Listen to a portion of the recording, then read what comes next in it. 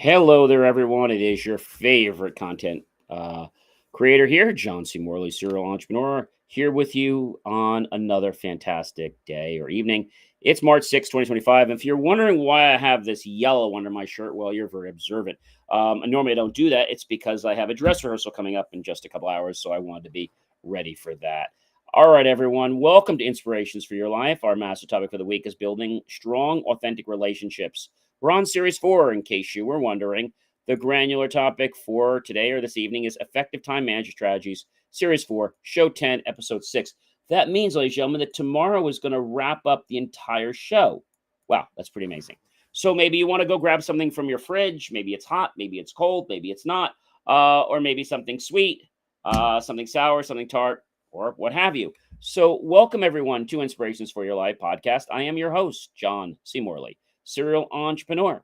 And it is great to be with you. I'm not only a podcast host, but I'm also a podcast coach.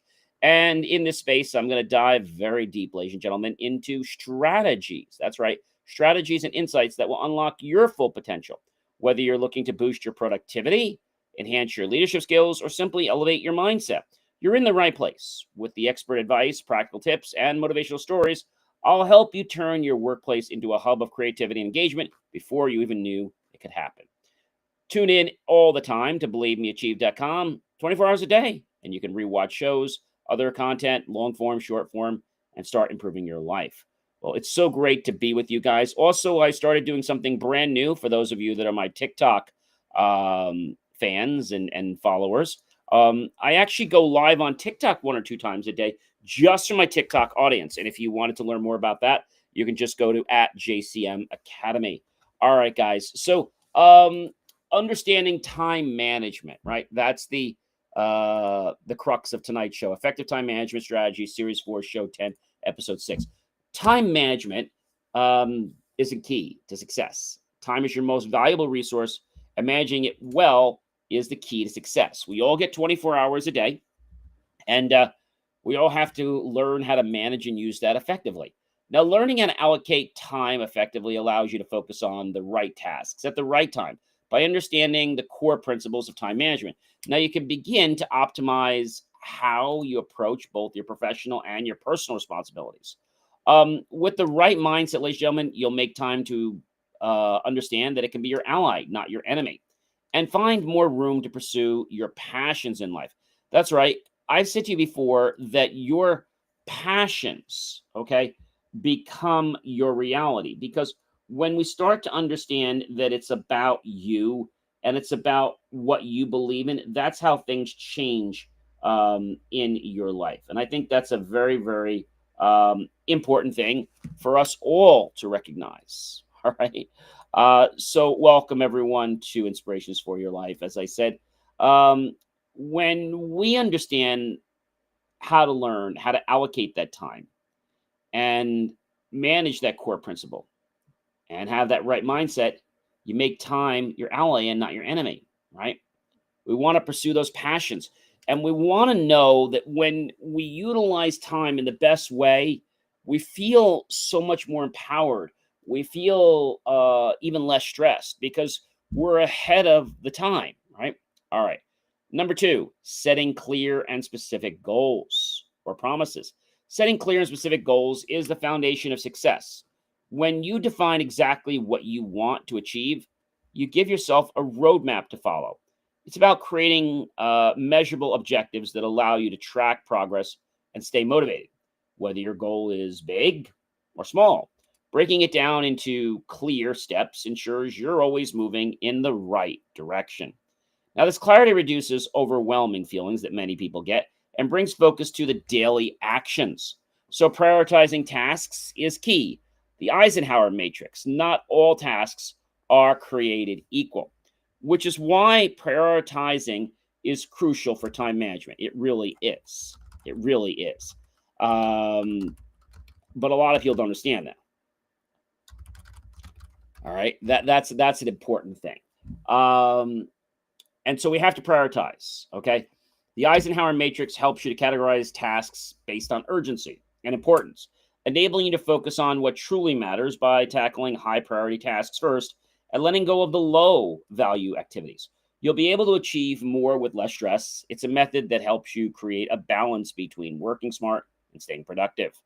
Number four, ladies and gentlemen, that's time blocking.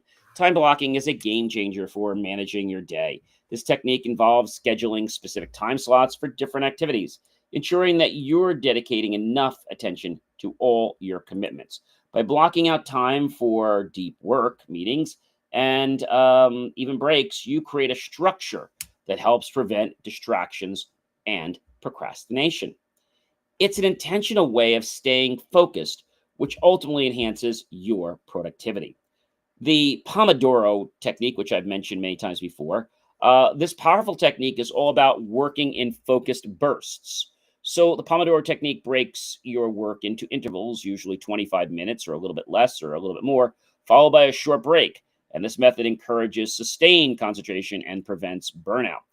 It's perfect for tasks that require intense focus, and it always helps you manage your energy throughout the day.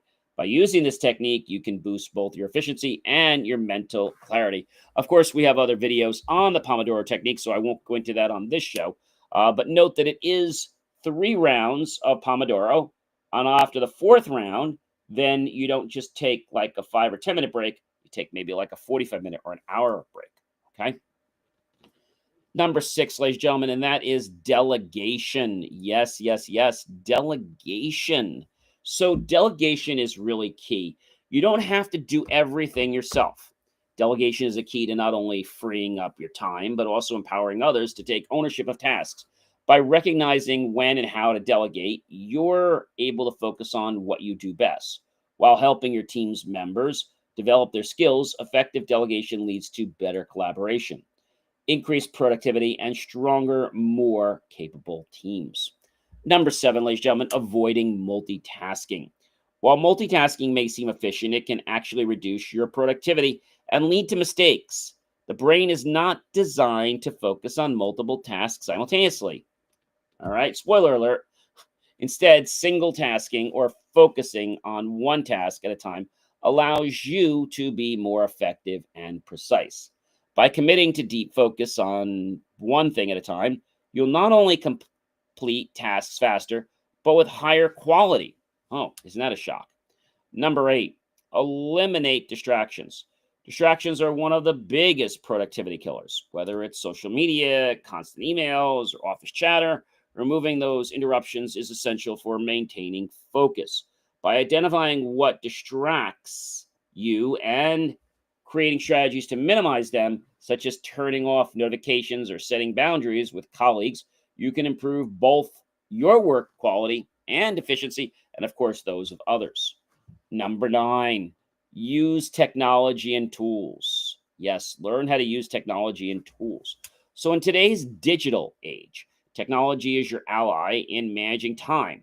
Tools like task management apps, calendars, and time tracking software can streamline your workflow by automating repetitive tasks and organizing your responsibilities digitally, and you can free up more mental space for creative and high value work. Technology is here to help you start staying on track and optimizing your time. Many people get overwhelmed by technology. I think that's because they try to deploy too much too fast, and they get not just uncomfortable, they get like paranoid, right?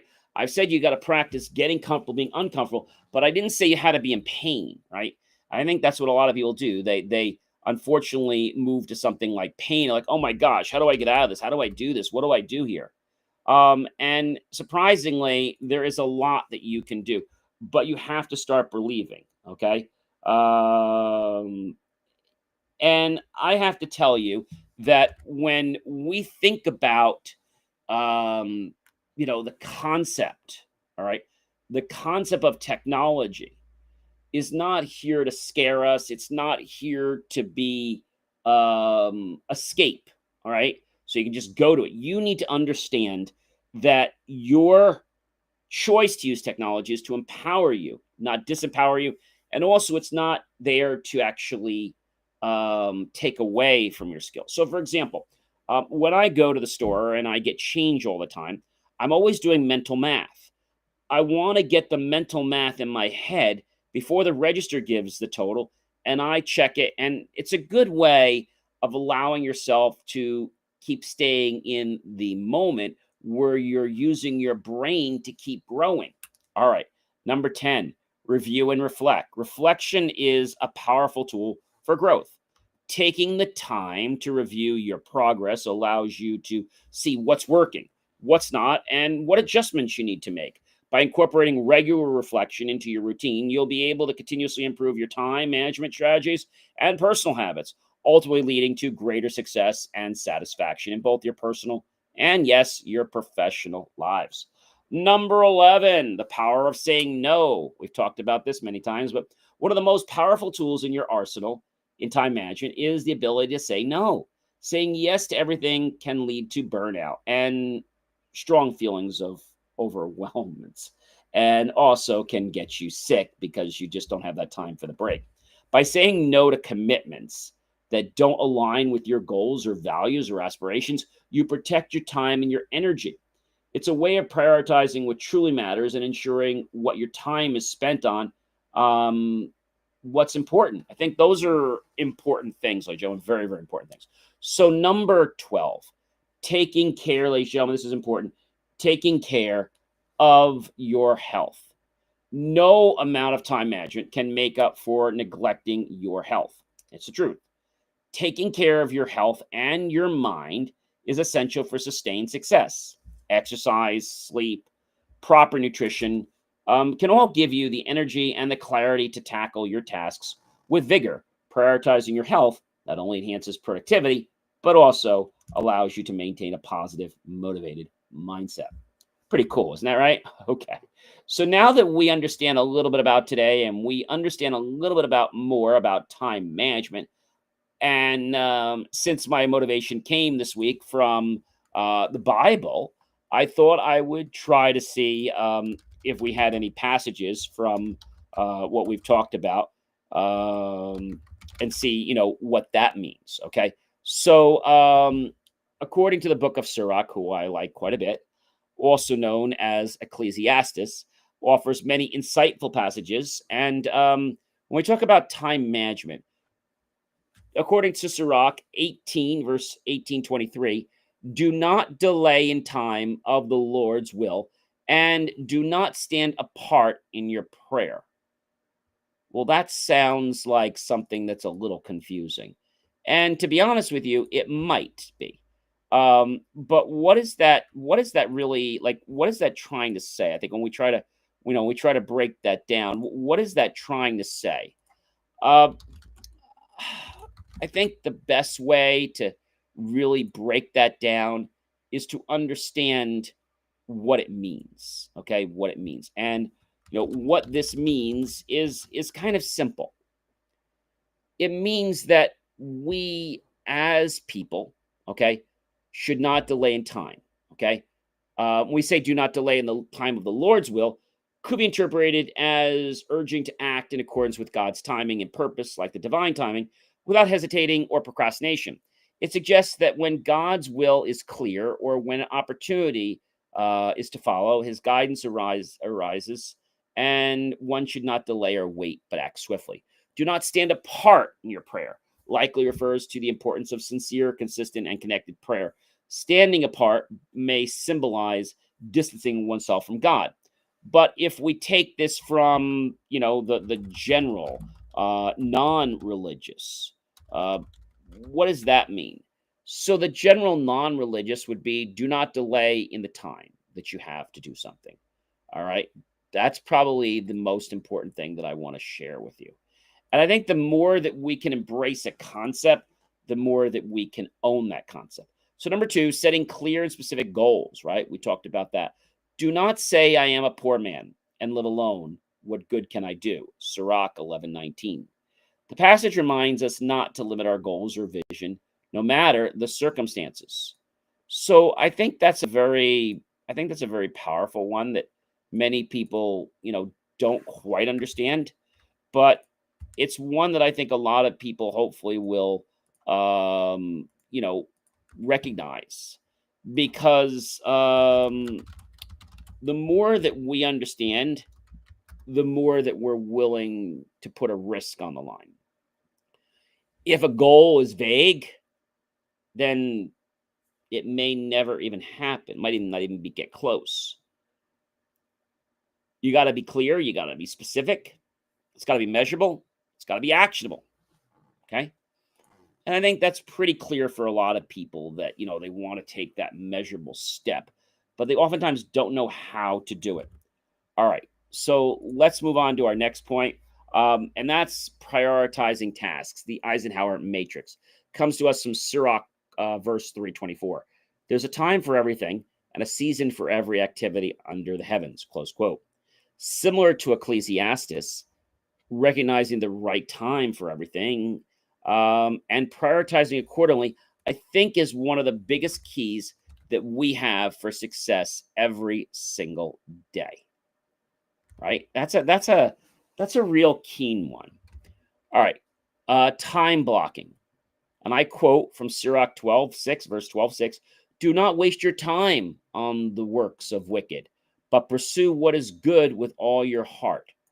So I know you're probably saying, what does that mean? And it's simple. It's some great advice. Do not waste your time on the works of the wicked. Don't waste your time on things that are negative, okay, or they're not going to yield any fruit. But pursue what is good with all your heart. So on one hand, this part encourages focusing your time and energy on what's good, meaningful, beneficial. It's going to make you feel good. These are important things, ladies and gentlemen. I mean, these are not just like things I'm pulling out of the air. I think this is important to understand. And number 5, we get to the Pomodoro Technique, from Sirach 6, verse 632. And I quote, do not weary yourself for everything, and do not grow weary in prayer. So it's a reminder to work diligently, to basically take rest, much like the Pomodoro Technique of focus work and focus breaks. I think hopefully that can make some sense.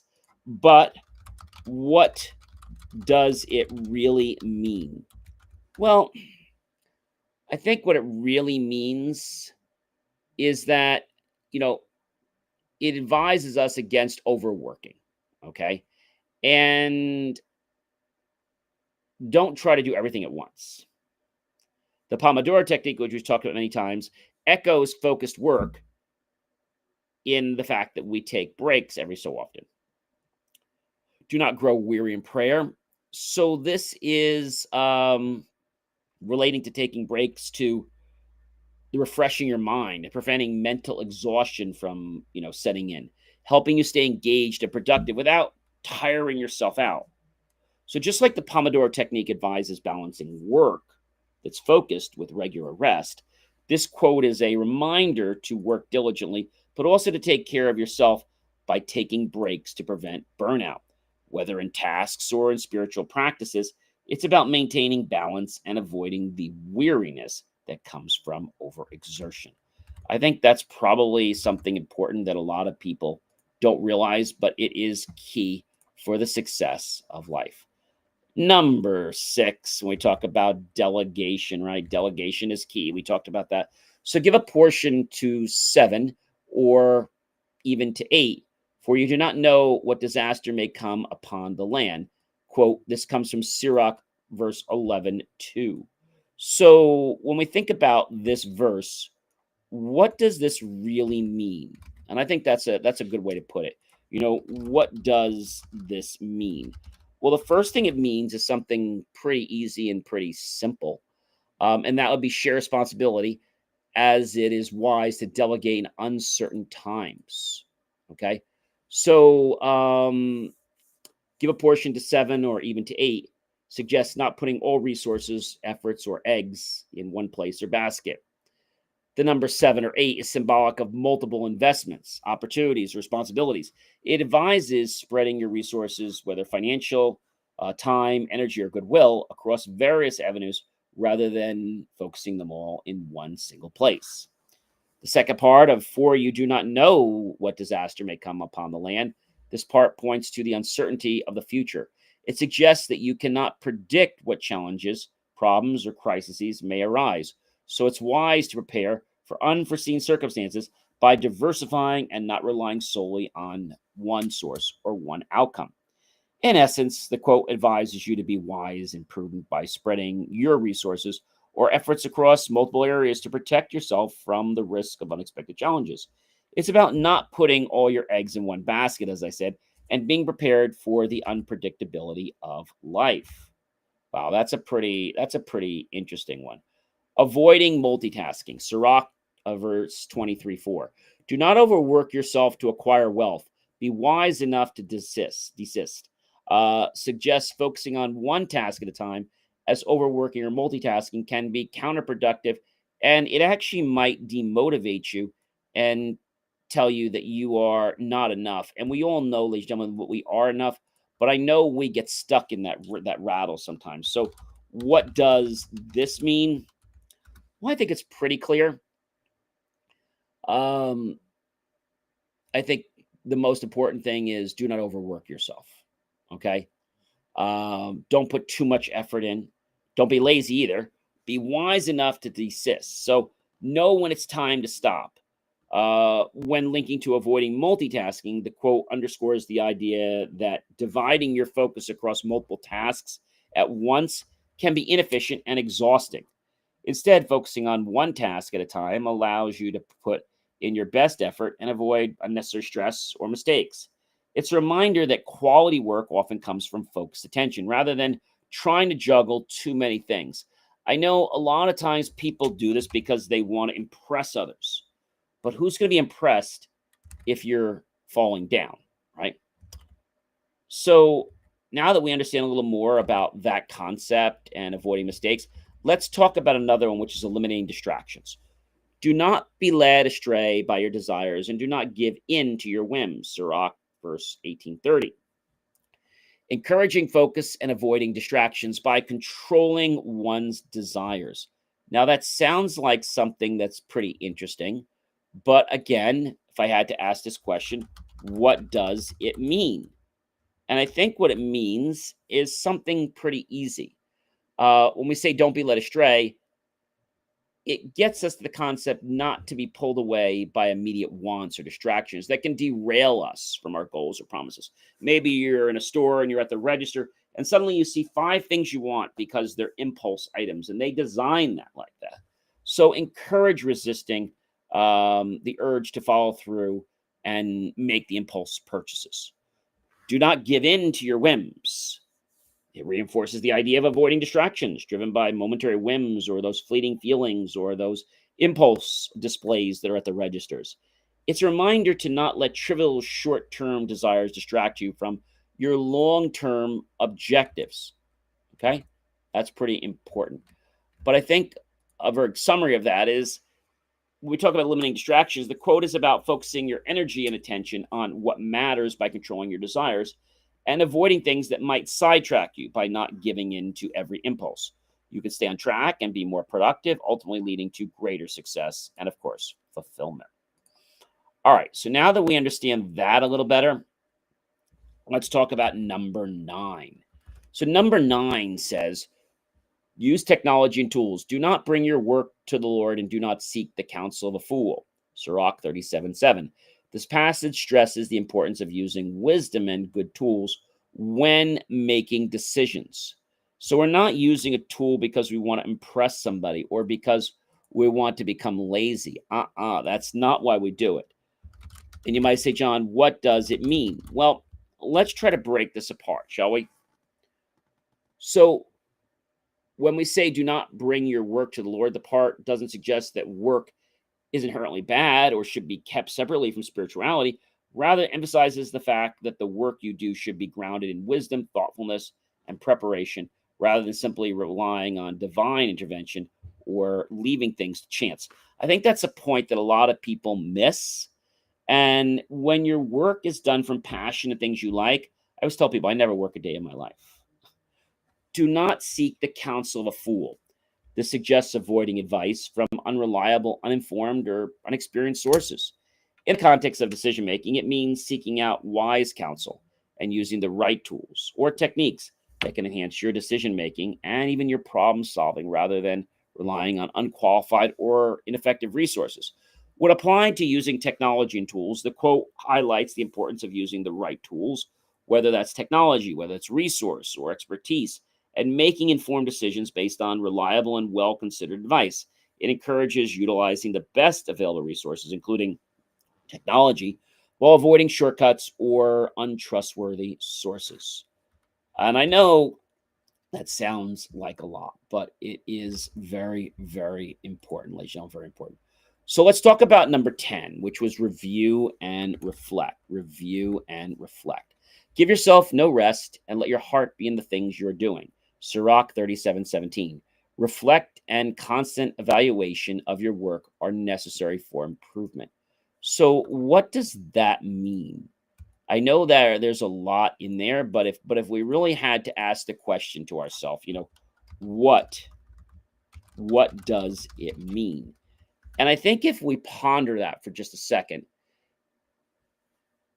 give yourself no rest and let your heart be in the things you're doing. There's two parts. Give yourself no rest may not necessarily be advocating for constant, unceasing work, but rather an attitude of perseverance and commitment. It suggests not letting yourself become lazy or complacent while working on something important. It implies that continuous effort without getting overly distracted or lazy is necessary for achieving improvement and success.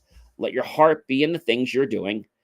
This emphasizes the importance of being fully invested and passionate about your work. It's about putting your genuine focus, energy, and dedication into your tasks, which are crucial for improvement and, of course, growth. So, when connected to reflection and constant evaluation, the quote encourages us not just for working hard, but also actively engaging with your work and continually assessing your progress. It suggests that you should keep pushing yourself, reflect on the outcomes, and invest your energy in ways that improve your performance. Though this continuous effort and self evaluation, you'll understand that it's more likely to see growth and improvement over time. You're not going to get it overnight, so don't expect it. The power of saying no. When a man has finished, then he will know what he is doing. And this is Sirach 20:15. The passage reminds us to be firm and decisive, understanding when to say no. I think many of us always want to say yes. I think that's just our good nature, but sometimes we're kicking ourselves in the foot. But what does it mean? Of course, that's where we go, right? So, what does it mean is something important. Um, we're talking about when a man is finished, then he will know what he is doing. Sirach 25. It suggests the understanding of the full impact of one's actions that often comes only after completion. It conveys the idea that clarity or wisdom about a task, decision, or project often becomes evident only when you've seen it through to the end. So, in the context of knowing when to say no, it highlights that sometimes we don't fully understand the consequences of overcommitting or taking on too much until we experience the results or outcomes of our actions. In other words, it's a reminder that actions have consequences and the wisdom to make the right choices comes after reflection or completing tasks. This passage may be urging us to act with intention, to carefully consider our commitments, and be firm when needed, understanding that sometimes saying no is necessary for the greater good, for the preservation of our focus, our energy, and our resources. So many times people want to go ahead and say yes, but that's a problem. And our last point for tonight, which is, take care of your health. Take care of your health. Very important. The physician's heals, but the Lord makes him sick. Sirach 38:2. The passage emphasizes the importance of health and healing, acknowledging the Lord's role in our well being. These passages from Sirach bring a very deep spiritual perspective to many of the practical ideas that you explore in every single day life.